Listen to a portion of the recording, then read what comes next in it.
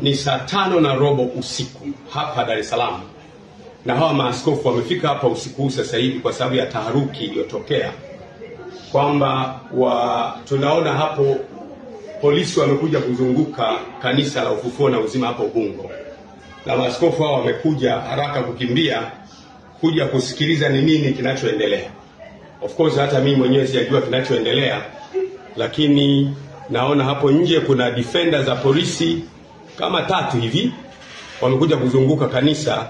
Hatujajua nini kinaendelea. Kwa hiyo tunataka maaskofu wenzetu wote na wachungaji wetu wote na waumini wetu wote mjue kwamba usiku huu saa 5 sasa hivi tarehe ngapi leo? Tarehe 2 tumezungukwa hapa na polisi hapa. Sijui wanataka kufanya nini, na maaskofu wamepata taharuki, wamekimbia usiku huu kutoka madhehebu mbalimbali kuja kuangalia ni nini kinaendelea kufanyika. Kwa hiyo nitaendelea kuwajulisha, lakini kwa ufupi ni kwamba kuna watu wamefika hapa kanisani. Nafikiri ni polisi, tunaona ni gari za polisi, lakini tuendelee kuwasiliana, tutajulishana cha kufanya. Asanteni sana.